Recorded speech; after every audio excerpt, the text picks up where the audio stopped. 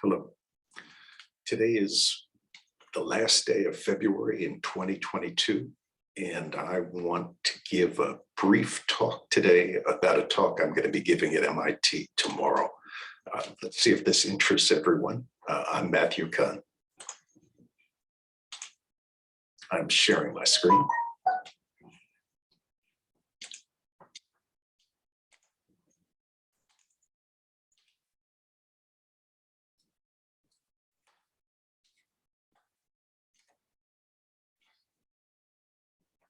My talk is titled, "The Challenges and Opportunities for the U.S. Real Estate Sector Caused by Rising Climate Change." So this is a graph of the world's greenhouse gas emissions going from 1960 till 2018. And these are data from the World Bank. And as you can see in the graph, world carbon dioxide concentration levels have basically been linearly rising over a 60-year period. You can fit this basically with the intercept and a slope. We have built a lot of solar panels, a lot of wind turbines. We're introducing electric vehicles. But because the world is growing in terms of population per capita income, even though emissions intensity is declining, and that's a terrific thing, when you add up the world's population multiplied by emissions per person, this continues to march up. We have failed to bend this curve. I very much hope we bend this curve. While I'm a climate change adaptation optimist, I am not so optimistic that we need to bend this curve, but an unintended consequence of growing population and income in the developing world, given current technologies, I think we're going to keep marching along here. I hope not with the same slope, but the reason I've been working on the microeconomics of adapting to climate change is because of my deep concern that the global free rider issue is such that greenhouse gas emissions will rise. I've done a whole bunch of work related to real estate, mostly in the United States, but a little bit in China, related to the real estate sector and the carbon footprint. So Ed Glazer and I wrote a well-known paper where we ranked cities in the United States with respect to their carbon dioxide emissions. And Siqi Ray and I, with Ed, wrote a similar paper set in China, where a city can be green because its weather is such that you don't need much air conditioning, if people live in smaller homes that use less electricity, and if people use public transit more. In those cities where people use public transit more, the vehicle sector carbon footprint is smaller. With Niels Koch, I've written several papers on whether homes that are Energy Star certified, homes with solar panels, documenting that they sell for a price premium in California. So I'm very interested in how we harness the free market to reduce do home buyers reward home developers and people who bought a home and installed solar panels? Does the hedonic gradient reward those individuals with a price premium for their home, all else equal? And the short answer is, in my solar work, the answer was yes. The same house, ceteris paribus, sold for 2 or 3% more if it had solar panels. And what interests me there is if the price of electricity is higher somewhere, is that premium larger because you're producing your own power? And with John Quigley, we've done work on the commercial real estate sector's energy efficiency. And I think more work can be done there. What I'm going to do in this talk today, and as I start to give this talk more often, is I want to supply some big think about the climate change adaptation challenge. So that's not low carbon cities.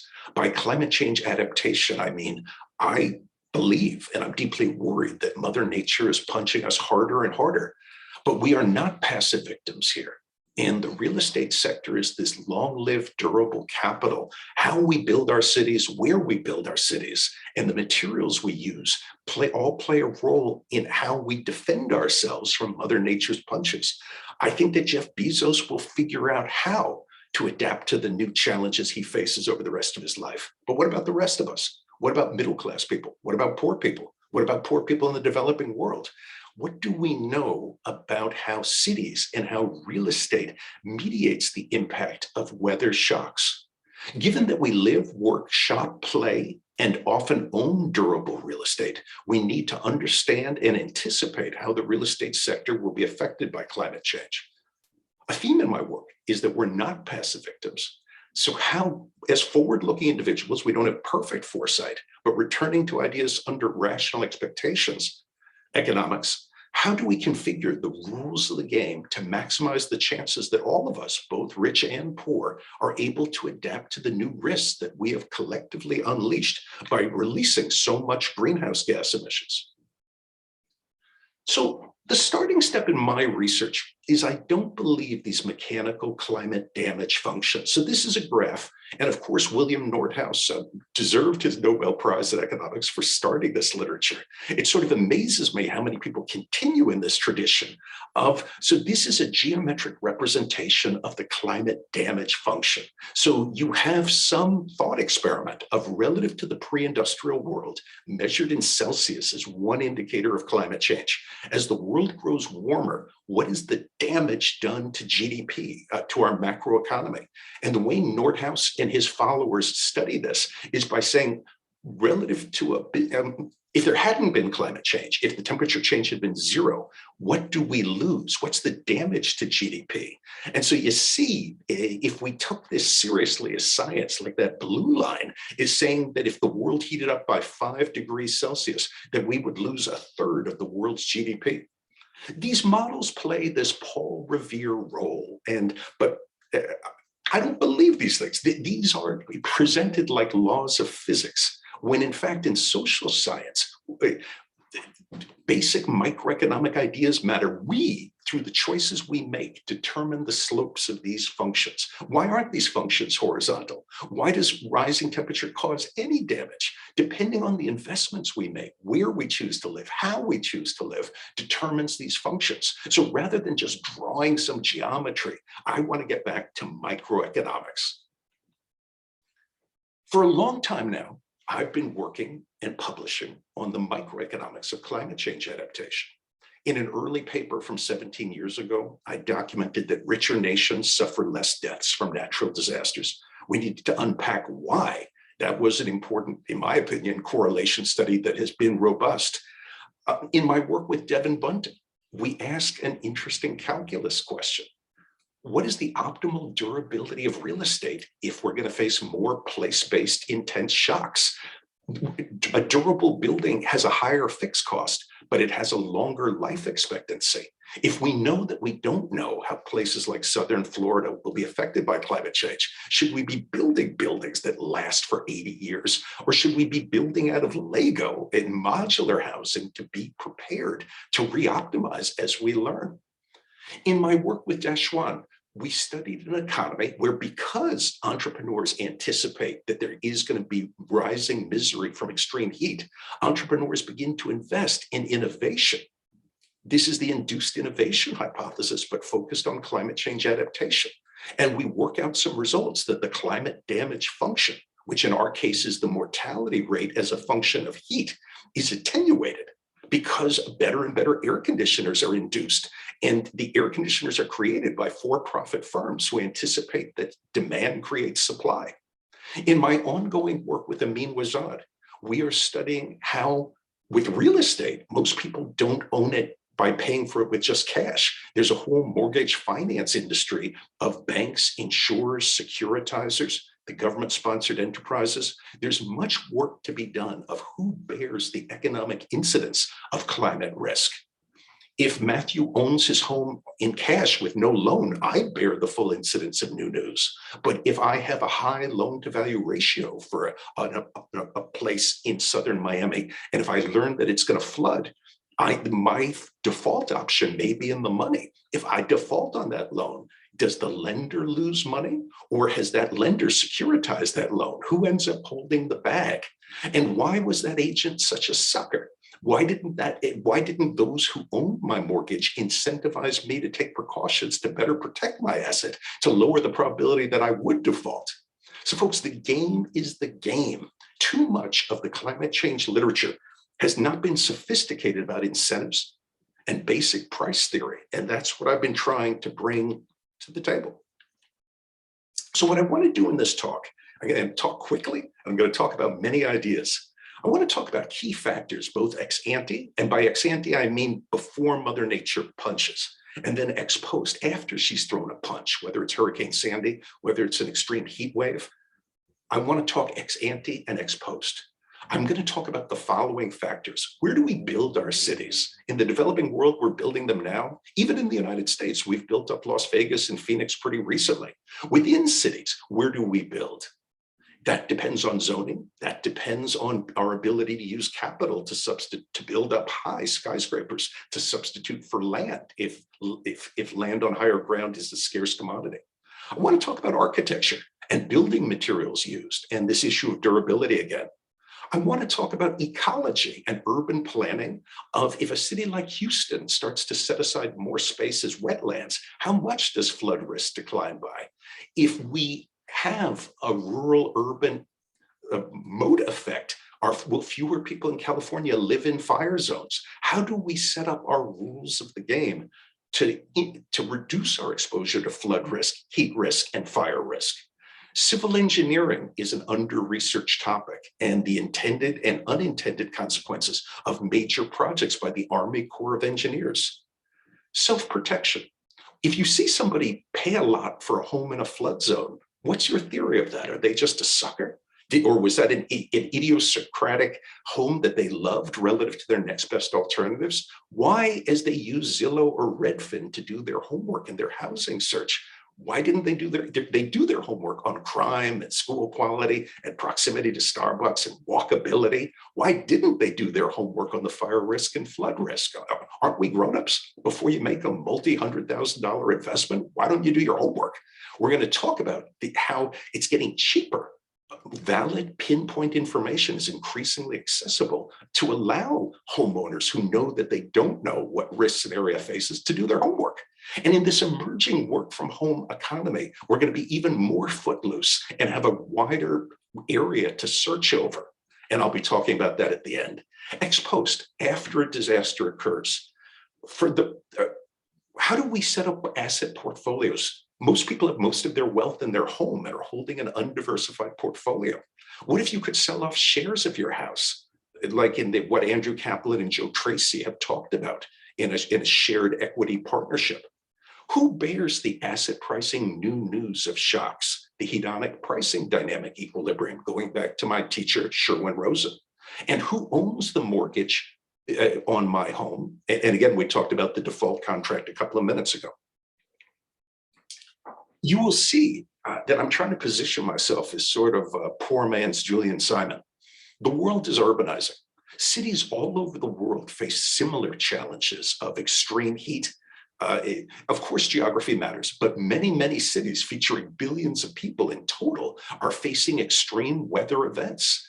There's more, because cities and education are complements, there's more and more educated urbanites who are aware of the risks they face. And this creates a huge aggregate demand for solutions that the next Elon Musk is going to focus his or her efforts on these innovations, whether it's fake meat, air conditioners, architectural material that can withstand flooding, climate change adaptation. There's much we need to learn.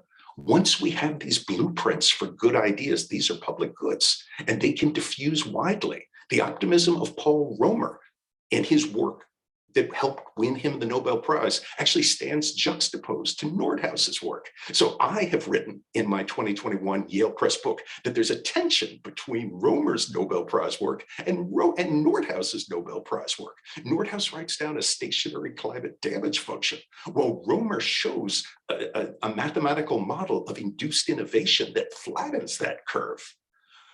A theme in my work is that human capital, access to markets, and experimentation help us to identify new ideas. And this opens tremendous adaptation opportunities that the mechanical climate damage function just ignores. There's so much work in environmental economics right now about induced innovation in reducing our carbon footprint. But there's an interesting asymmetry that so few scholars apply these same ideas to the adaptation challenge. So let me work through my outline quickly. Key factors that determine our exposure to place-based climate risk. Where do we build our cities?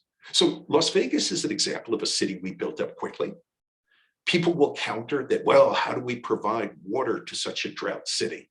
We need water markets there. We need insurance markets to price risk. So if in a city like Phoenix, there are areas that face severe fire zones, I argue that we need insurance markets to reflect risk. And in areas in a Phoenix that face high fire risk, premiums should be really expensive there, and that would nudge economic activity to safer places where insurance is cheaper. Now, my critics will say, oh, but because of zoning, middle-class people will be forced to live in the fire zone. But notice what's going on here. If we relax zoning and allow developers to build taller buildings on higher ground and outside of fire zones, there's a complementarity between introducing competitive insurance pricing, allowing insurance prices to soar in areas that are risky. And if we get rid of single-family zoning rules, there's a complementarity here that millions of people can live in apartments that economize on the scarce land where it's safe outside of the flood zone and the fire zone. And so this is a key issue of how we reimagine our cities going forward.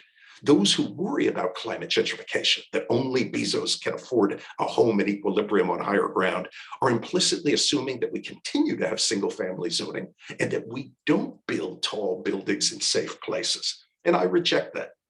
Economic theory teaches us that as the deadweight loss of bad policies rises, there's likely to be reform, or there'll be new cities with new rules, sort of charter cities, and that people will move to these cities and vote with their feet if safety is something they value.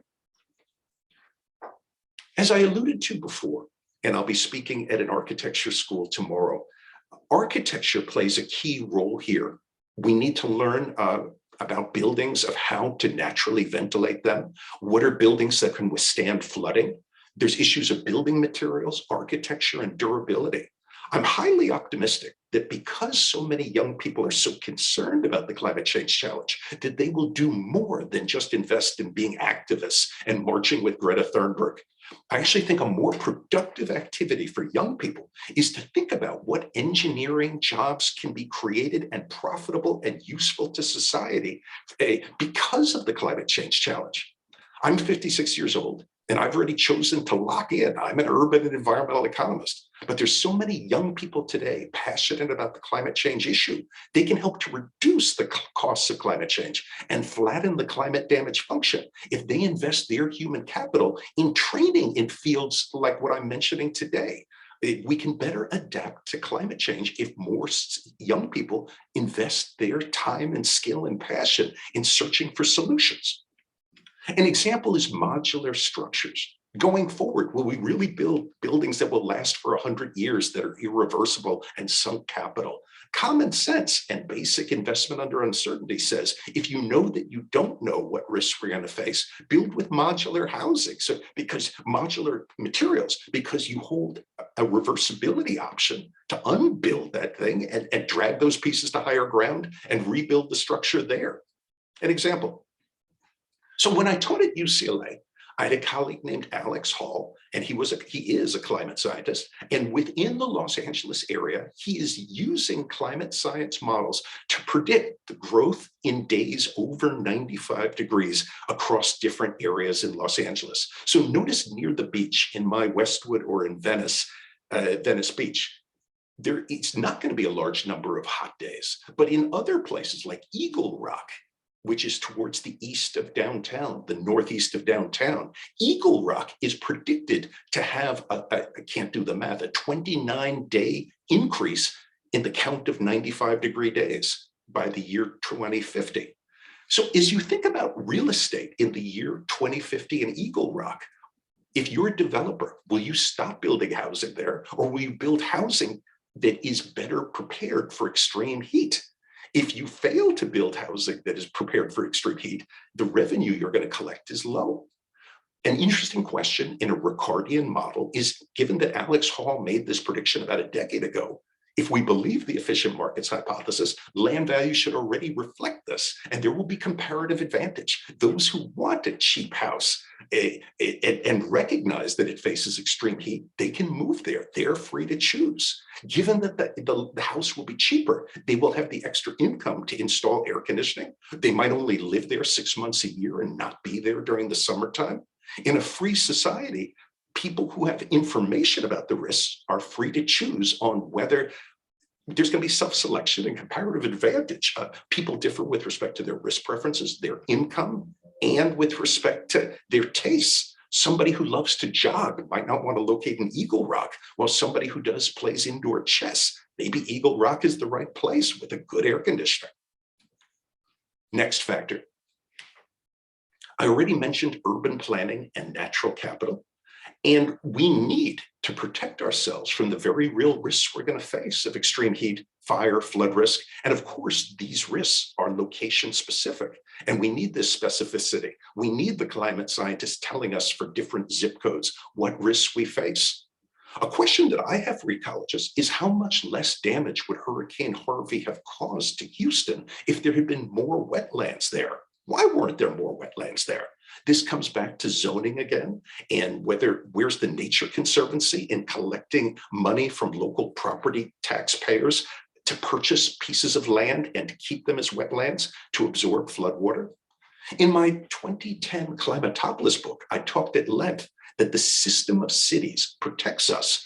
Those cities that develop a reputation for having good infrastructure, for not suffering from extreme events. If Texas continues to suffer from hurricanes and from the next Texas freeze, like what happened in February 2021, Texas cities will lose people and jobs to other areas that compete better. There is a menu of alternatives to live. We value quality of life. And if an area is not resilient to quality of life shocks posed by climate change, rents will be lower there, and cities will have to pay higher wages as combat pay to attract people there. And that actually gives the mayor and the property owners of that city an incentive to invest in resilience. Because if home prices fall in cities whose quality of life is injured by weather shocks, then homeowners will bear the residual burden of that, and they become an interest group boosting resilience. Places that fail to adapt will lose economic activity. And this competition is good because in the face of competition, rivals take actions. They will invest in resilience at the individual and city level to become more resilient. Now, I'm doing new work on who pays for this resilience. If there's a home in a flood zone, do you protect it by putting your own home on stilts and paying money for that? Or do you lobby and push the Army Corps of Engineers to do a project to protect your area? There's a very interesting issue that society is going to have to grapple with of everyone wants their defenses to be paid with other people's money. After Hurricane Sandy, Governor Christie in New Jersey and Governor Cuomo in New York wanted the rest of the country to pay for the cleanup of caused by Hurricane Sandy. A very interesting question is whether local public goods should be financed locally or nationally. I believe that the human capital for being resilient before a natural disaster occurs should be provided in part by the federal government, but I believe that cities, especially non-poor cities, should pay for their own defenses because their local homeowners gain from the capitalization effect if the place has high quality of life. And so adaptation ideas are public goods, but I actually believe that the defenses should be financed locally, except for poor cities who can't finance these on their own. I'm doing new research with Sebastian and with Daryl Fairweather and with Rob Metcalf, where we're studying how people respond to new information about risks that properties they're searching for face. I was a Sherwin-Rosen student, and we were taught with the hedonic real estate model, location, location, location. We're all very used to the idea that all else equal, a property in a high crime place sells for less, a home in a good school district sells for more. But and the story is that people are aware of this information, and you have to compensate them with a lower equilibrium price if you're going to entice them to want to live in a high crime area. So let me show you two homes that interest me. So when Dora and I lived in Boston, we lived at 14 Elm Street. And First Street Foundation is a nonprofit that I work with, which for every home in the nation is providing flood risk information. I encourage you to go to the flood factor webpage and type in your flood factor score. And so we see in the home that I lived in from the year 2000 to the year 2006, it had a minimal flood score of 1. 1 is good, 10 is bad. And so, sort of like Paul Revere, the First Street Foundation, using climate science and disseminating this information via apps like Redfin, housing search apps, is educating the public about the risks that they face.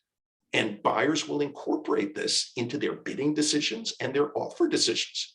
When I was young, I lived at 159 Bright Avenue in Scarsdale from the time I was 7 till I was 18. And I was unaware that that home, the opposite of my 14 Elm Street, I need to talk to my parents about this, that we were living in a high flood area. Might explain why we're able to afford that house.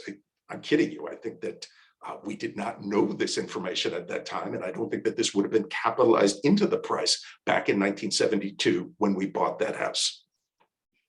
I argue that First Street Foundation, which is putting together these flood scores and making these freely available, is playing the role of Paul Revere.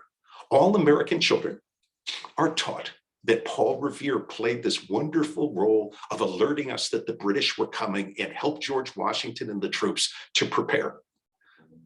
In a similar, always think by counterfactual, if we didn't have this new pinpoint climate science, and folks, this work is both art and science, and I've written about this, the emerging zip code level and property level climate risk literature, these are models, and there's uncertainty about the uncertainty. But the important point here is if we didn't have this new climate risk industry, including First Street Foundation and Jupiter and other competitors, we could face this Akerlof-Lemons issue. George Akerlof, the Nobel laureate, talked about the challenge of purchasing a used car, that the seller knows more about it than the buyers, but the buyers know that, and that shades down their bid. In a similar sense, if we didn't have First Street Foundation and these flood scores, naive real estate buyers could purchase at a high price a beautiful home in a risky place and later regret that. In a sense, in accord with the efficient markets hypothesis, this new climate risk information literature tells me that markets and innovation in data science are helping us to adapt.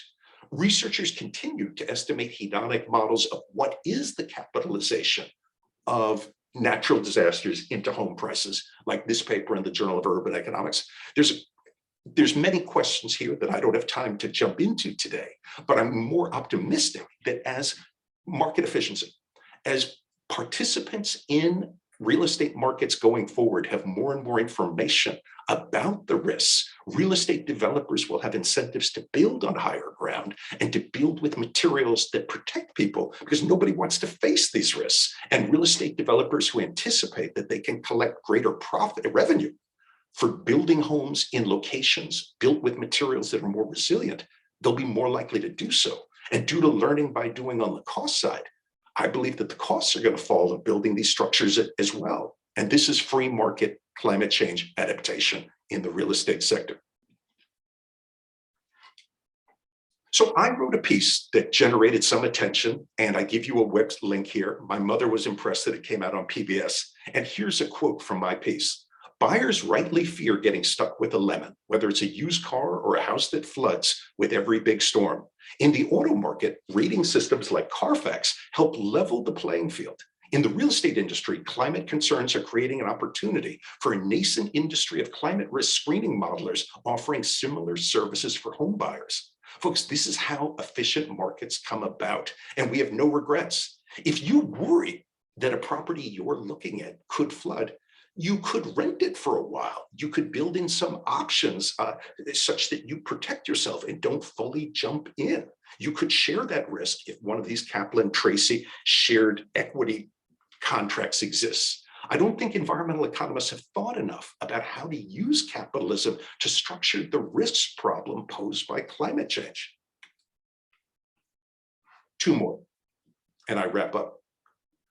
There's a question with real estate ownership of who bears the economic incidence of new news. If you're a renter in an apartment that floods, you give back your keys and you find a new place to rent, and the owner of that property has the headache.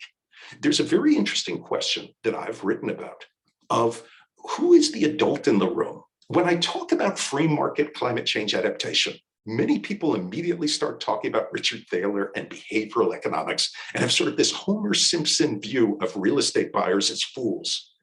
Well, if that's the case, why are banks and insurers not the adults in the room? Why aren't the banks who made the loan telling the Homer Simpson, hey, we're going to give you a loan, but only at a lower loan to value ratio. You need to have more skin in the game if you're going to buy a house in a risky place. We will give you a lower interest rate if you can engage in verifiable self-protections, like putting the house on stilts. Because if the house is more robust in the face of climate shocks, you're less likely to default on the loan.